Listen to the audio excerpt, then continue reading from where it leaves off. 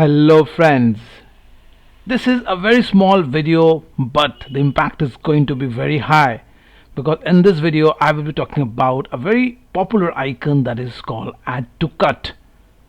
What is the inside story of add to cut? That's what I'm going to expose right over here.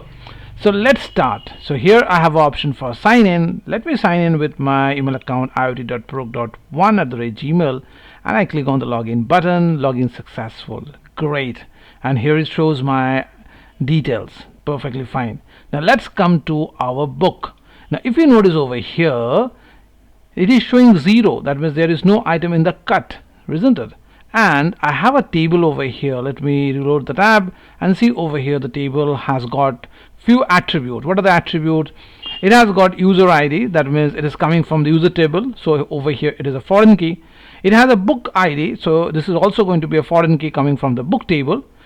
Each tuple, each row will have an ID auto generated, and the quantity, how many items we are putting in the cut, the quantity will be added, and the timestamp. Okay, so that's the thing, that's the model, that what we are working on. Right now let me start the application. So over here I have added few dynamic, these are all added with the help of the admin did this, that we will cover in my some other video. So let's consider I have a book called Let Us See. As I click on this, it brings me right over here and you can see I have a button called add to cut.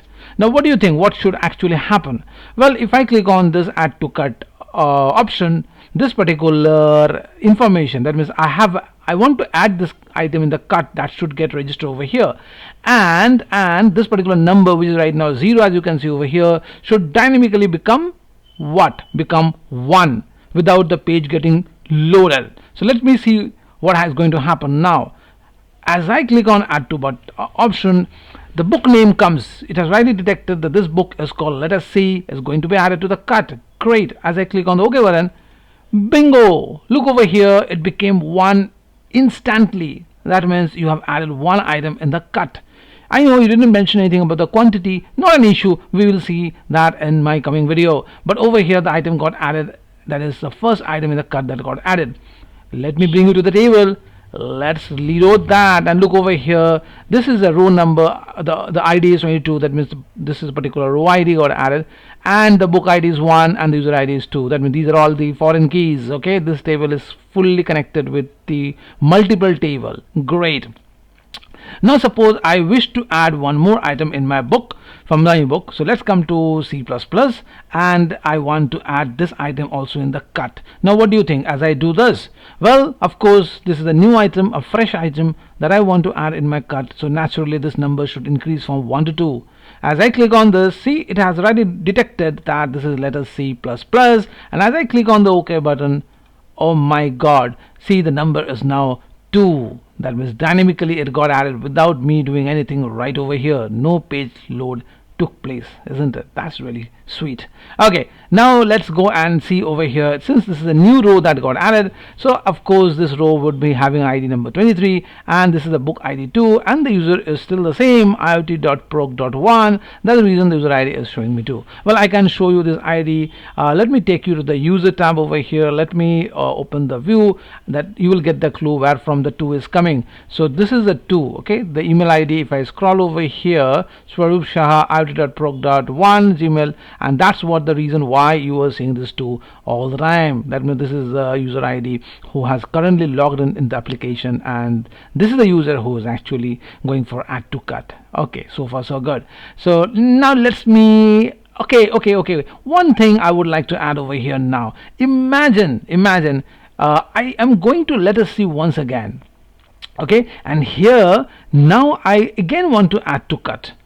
Okay, I have this item over here. I know that, and now if I click on the add to cut button, what do you think? Give a second. What do you think? Should this number change from 2 to 3? Because you can think that this is another add to cut item you are doing. Give a thought. No, it should not change because this item is already there in the table.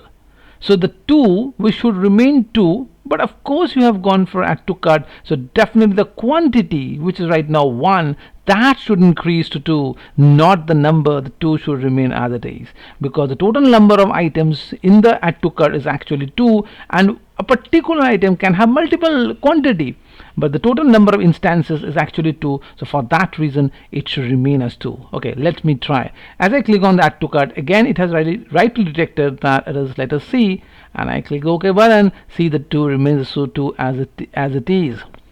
But let's come to table part. Let's reload it and see the quantity did get changed from 1 to 2. So far so good, really amazing, isn't it? Now let's go and add one more book to see what interesting stuff is happening. So let us go for Java, and this time I again want to go for add to cart. What do you think this time it should happen? Of course this number should get changed from 2 to 3, because this is a new instance. This instance is not there in my table, isn't it?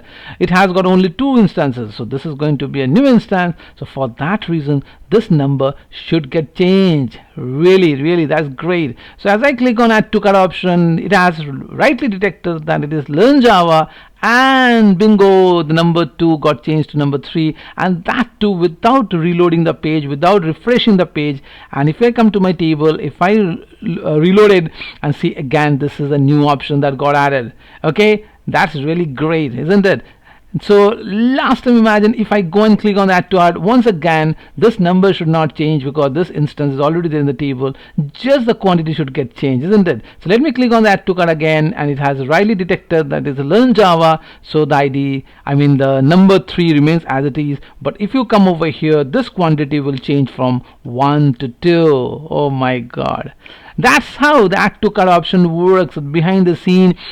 The main amazing part of the story is that the page should not get reloaded. That's the most interesting thing. Without reloading the page, you have to trigger the change at the front end, and of course the database should be updated, as you can see right over here.